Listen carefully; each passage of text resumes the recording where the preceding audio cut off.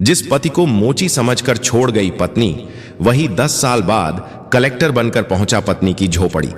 फिर जो हुआ, पूरा गांव सन्न रह गया। दोस्तों, यह सच्ची कहानी है ओडिशा के एक पिछड़ा गांव कटकपुर की, जहां मिट्टी के कच्चे रास्ते, टूटी हुई छतें और लोगों की आंखों में गरीबी की आदत बस चुकी थी। इसी गांव के आखिरी छोर पर पीपल के पेड़ के नीचे एक छोटी सी मोची की दुकान थी।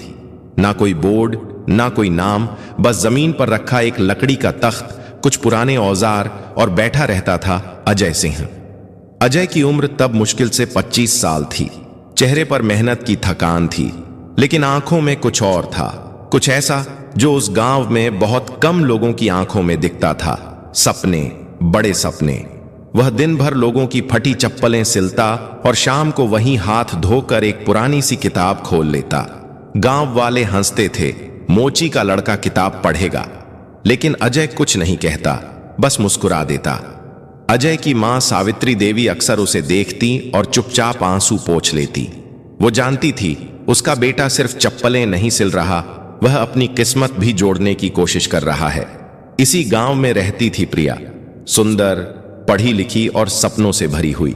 उसे शहर की जिंदगी पसंद थी, साफ कपड़े, इज्जत और एक ऐसी जिंदगी जहां लोग उसे देखकर सिर झुकाएं। जब अजय और प्रिया की शादी तय हुई तो गांव में बातें होने लगीं। लड़की अच्छी है, पर लड़का तो मोची है। प्रिया के पिता गोपाल ने बहुत सोचा। हालात ठीक नहीं थे, रिश्ते कम थे और उम्र निकल रही थी। आखिरकार उन्होंने शादी के लिए हां कर दी। शादी धूमधाम से नहीं हुई, ना ढोल ना बजा, बस गांव के कुछ लोग, थोड़ी मिठाई और ढेर सारी उम्मीदें।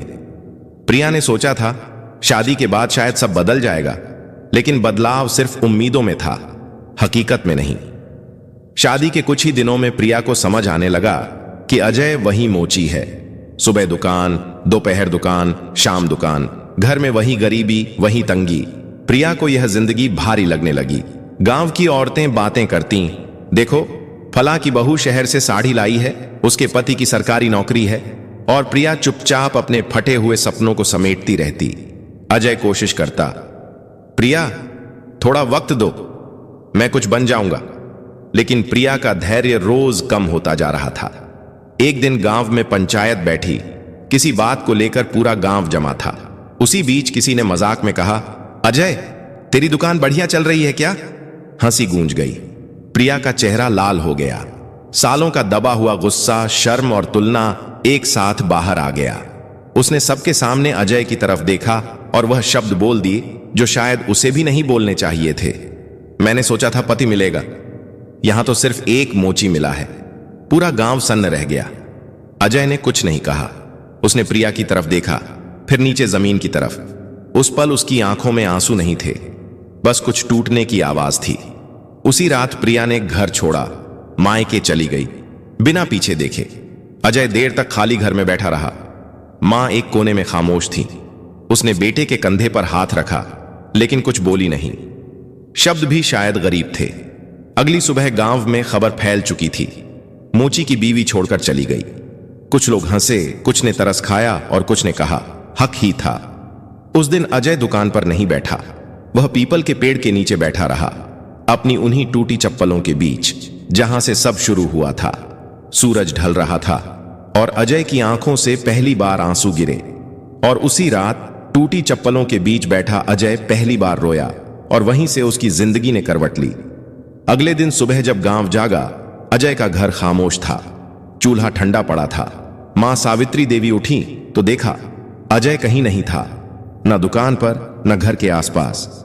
बस मेज पर रखा एक छोटा सा कागज था जिस पर लिखा था, मां माफ करना, जब तक कुछ बन नहीं जाता वापस नहीं आऊंगा। सावित्री देवी ने कागज को सीने से लगा लिया।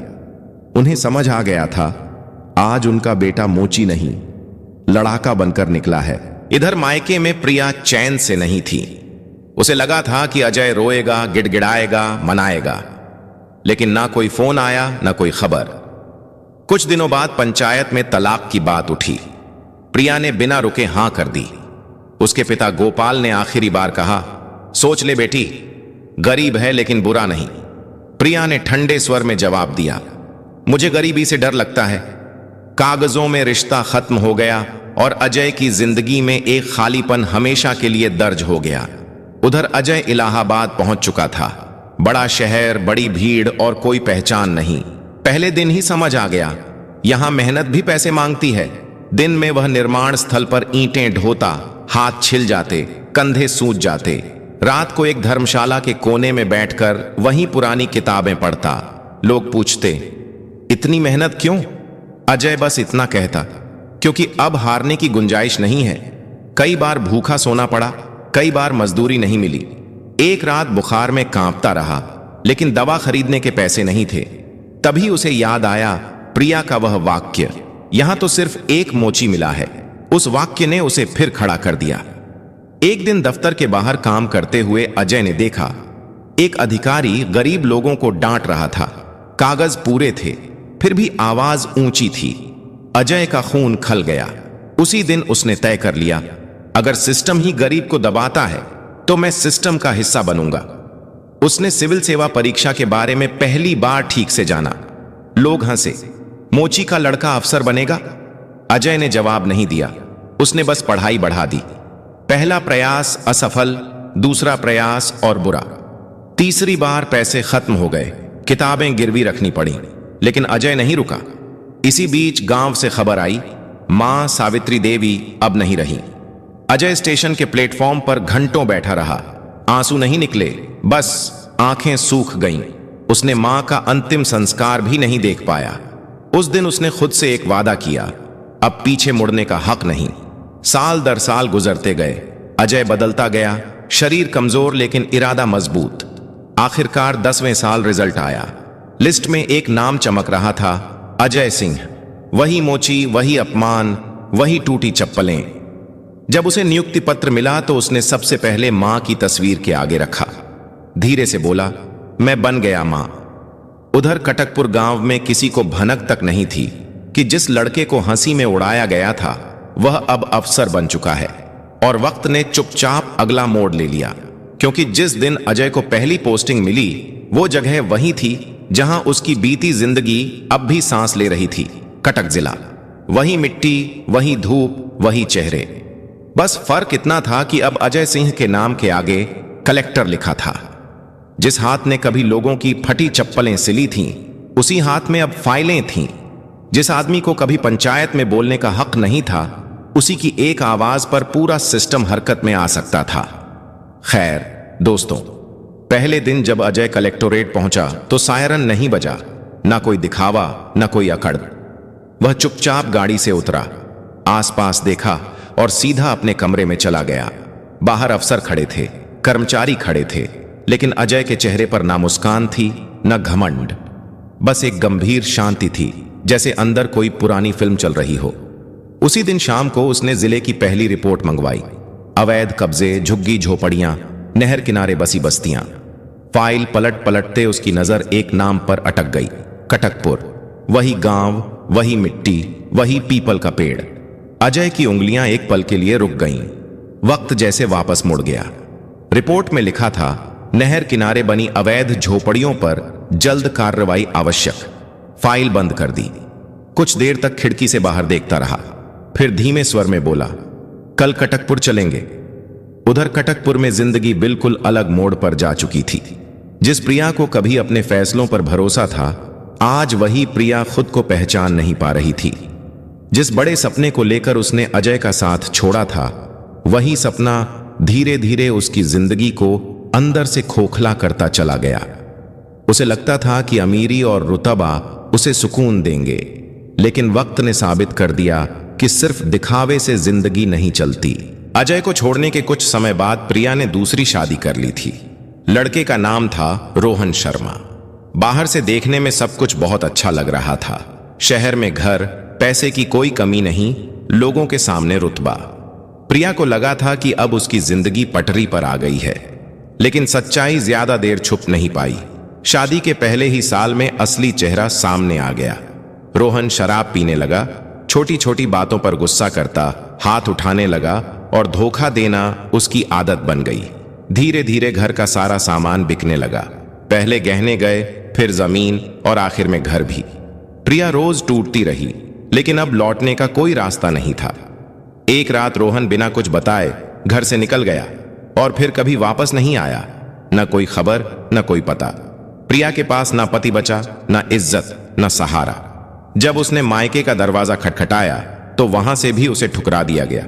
सबने हाथ खड़े कर दिए और आखिरकार वही प्रिया जो कभी इज्जत और ऊंची जिंदगी के सपने देखा करती थी, नहर के किनारे बनी एक छोटी सी झोपड़ी में आकर रहने को मजबूर हो गई।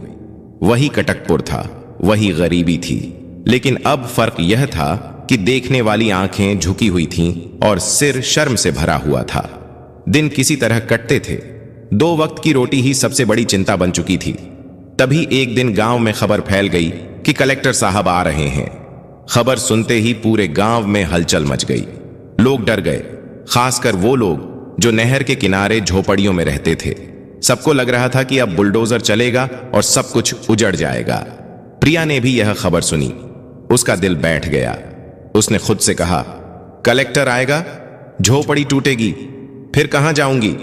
उस रात उसे नींद नहीं आई। करवटें बदलती रहीं। बार बार अजय का चेहरा आंखों के सामने आता रहा। वही सीधा चेहरा, वही खामोशी। उसने खुद को झिड़कते हुए सोचा, अब वह क्या करेगा। वह तो मोची था। अगली सुबह सरकारी गाड़ियां गांव की तरफ बढ़ीं। धूल उड़ने लगी। लोग सड़क के दोनों ओर खड़े हो गए। हर किसी की नजर आगे वाली गाड़ी पर थी। जैसे ही सबसे आगे वाली गाड़ी रुकी, ड्राइवर ने दरवाजा खोला और जो शख्स बाहर निकला उसे देखकर पूरा गांव सन्न रह गया। प्रिया के हाथ से पानी का लोटा छूटकर जमीन पर गिर गया। उसका दिल जोर से धड़कने लगा। आंखें खुली की खुली रह गईं। सफेद शर्ट, सादा पैंट, चेहरे पर वही पुरानी गंभीरता, वही चेहरा जिसे उसने कभी अपमान की नजर से देखा था। फर्क सिर्फ इतना था कि अब उस चेहरे के साथ एक पहचान जुड़ चुकी थी, कलेक्टर अजय सिंह। भीड़ में किसी ने धीमे से कहा, अरे यह तो वही है, मोची वाला अजय। प्रिया के कानों में जैसे शोर गूंजने लगा। उसके पैर कांप रहे थे। वो झोपड़ी के बाहर खड़ी थी, चाहकर भी खुद को छुपा नहीं पा रही थी। उसकी नजरें झुक गईं। अजय की नजर भी उस पर पड़ी, बस एक पल के लिए। ना आंखों में हैरानी थी, ना चेहरे पर कोई भाव। वो बिना रुके आगे बढ़ गया। सरकारी अफसर फाइलें खोलने लगे। बुलडोजर वहीं खड़ा था। पूरे गांव की सांसें अटकी हुई थीं। अजय ने पहले पूरे गांव को देखा, फिर नहर की तरफ नजर डाली, फिर झोपड़ियों पर एक नजर डाली और आखिर में उस झोपड़ी की तरफ जहां प्रिया खड़ी थी। उसने अफसर से फाइल ली, ध्यान से पढ़ी और कलम उठाई। उस पल प्रिया को ऐसा लगा जैसे अब जो होने वाला है वह सिर्फ कानून का फैसला नहीं होगा, बल्कि उसके अतीत का पूरा हिसाब होगा। क्योंकि अब सामने कोई मोची नहीं खड़ा था, अब सामने जिला कलेक्टर खड़ा था। पूरा कटकपुर गांव जैसे सांस रोककर खड़ा था। नहर के किनारे खड़ी झोपड़ियों के सामने सरकारी अफसर, फाइलें, सिपाही और थोड़ा दूर खड़ा बुलडोजर, सब कुछ किसी फैसले का इंतजार कर रहा था।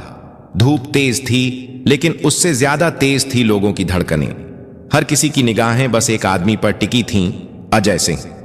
अजय ने दोबारा पूरे गांव को देखा। वही रास्ते, वही मिट्टी, वही चेहरे। लेकिन अब उसकी आंखों में कोई शिकायत नहीं थी, बस एक ठहराव था।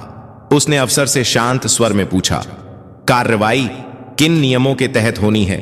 अफसर ने कानून की धाराएं बताईं, फाइल में उंगलियां फेराईं और झोपड़ियों को अवैध घोषित किया। सब कुछ सही था, कागजों के हिसाब से। प्रिया दूर खड़ी सब देख रही थी। उसका गला सूख चुका था। वह जानती थी यह झोपड़ी अगर टूटी तो उसके पास जाने को कहीं नहीं होगा। मायका उसे पहले ही ठुकरा चुका था। दूसरा पति जिंदगी से भाग चुका था और अब सामने खड़ा था वही आदमी जिसे उसने कभी सबके सामने मोची कहकर छोड़ा था। उसके मन में एक ही बात घूम रही थी, आज बदला पूरा होगा। अजय ने एक झोपड़ी के पास जाकर खड़े बुजुर्ग से हाल पूछा। किसी बच्चे के सिर पर हाथ रखा, किसी औरत की बात ध्यान से सुनी। वो अफसर कम, इंसान ज्यादा लग रहा था। गांव वाले हैरान थे। उन्होंने अफसर ऐसे नहीं देखे थे। फिर अजय की नजर सीधे प्रिया पर गई। इस बार सिर्फ एक पल के लिए नहीं, इस बार वह रुका। प्रिया की आंखें झुक गईं, पैर अपने आप आगे बढ़ गए। वो कांपती हुई अजय के सामने आकर खड़ी हो गई। आसपास सन्नाटा था, कोई बोल नहीं रहा था। यहां तक कि हवा भी जैसे रुक गई हो। प्रिया की आवाज बहुत धीमी थी। अजय।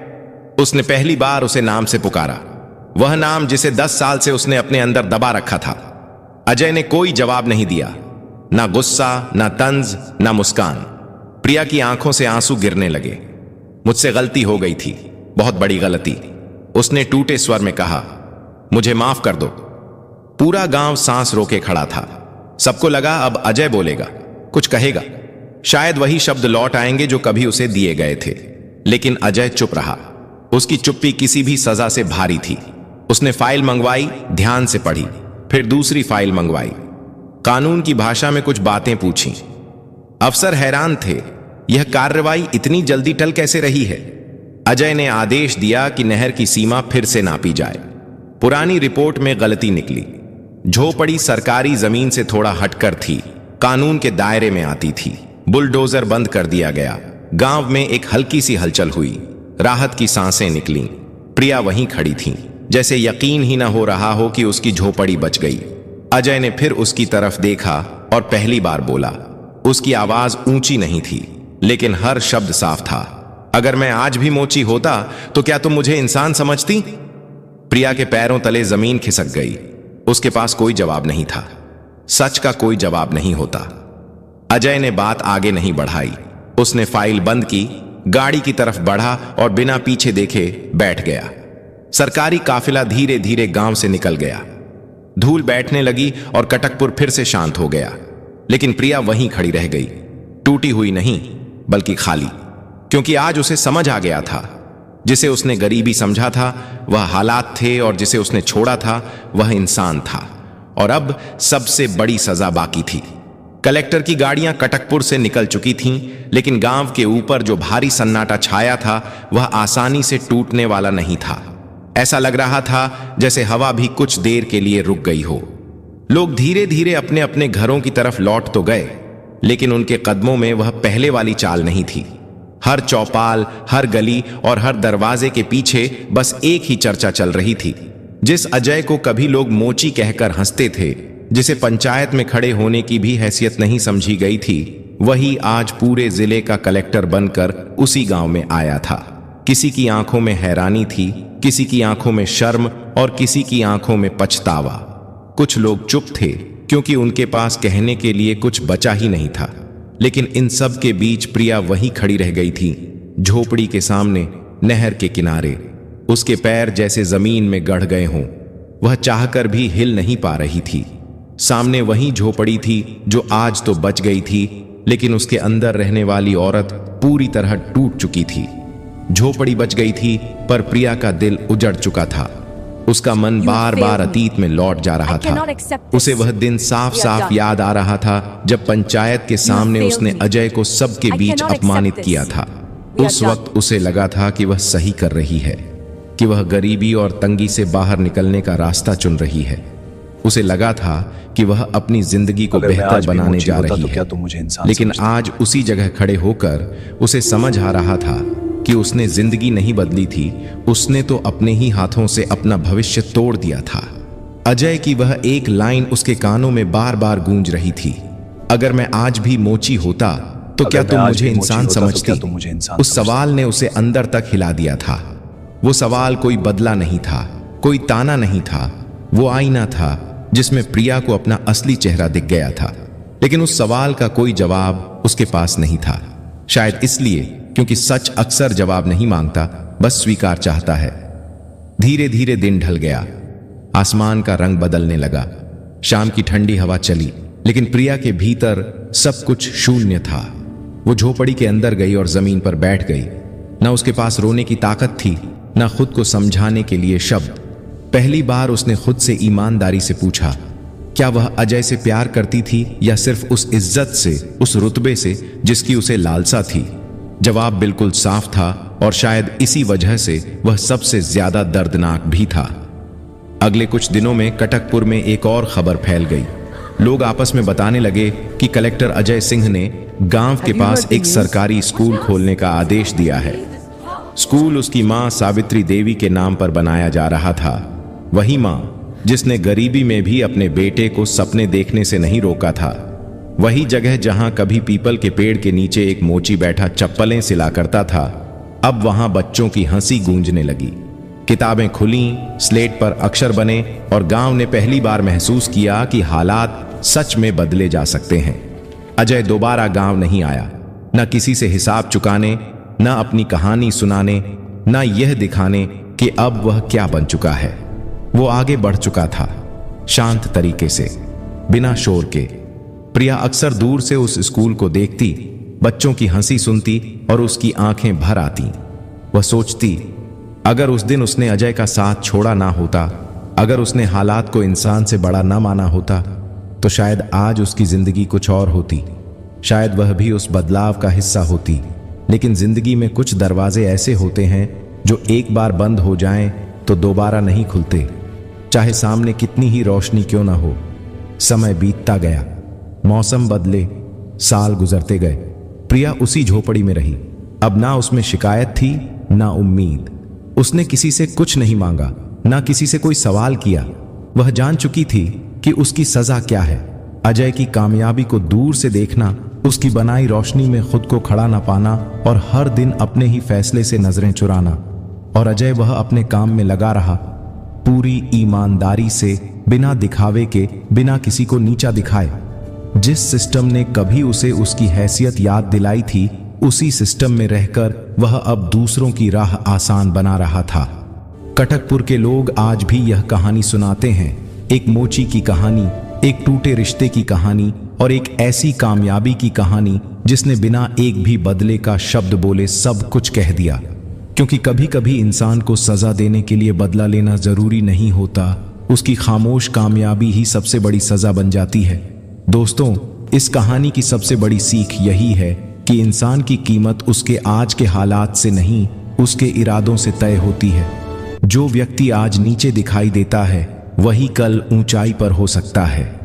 किसी को उसके पेशे, पैसों या मजबूरी से आंकना सबसे बड़ी गलती होती है, क्योंकि हालात बदलते देर नहीं लगती, लेकिन किसी को छोड़े जाने का दर्द और अपमान की चोट पूरी जिंदगी पीछा करती है।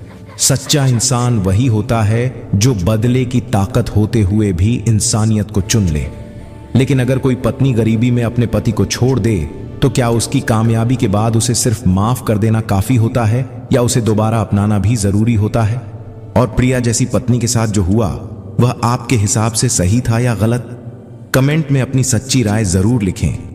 और अगर इस कहानी ने आपको सोचने पर मजबूर किया, दिल को छुआ या कहीं ना कहीं आपकी जिंदगी से जुड़ी लगी, तो इसे लाइक करें, अपने दोस्तों और परिवार के साथ शेयर करें और ऐसे ही सच्ची, भावुक और जिंदगी बदल देने वाली कहानियों के लिए चैनल स्टोरी बाय कार्तिक को सब्सक्राइब करना ना भूलें। मिलेंगे अगली कहानी में, तब तक अपना ख्याल रखिए। धन्यवाद।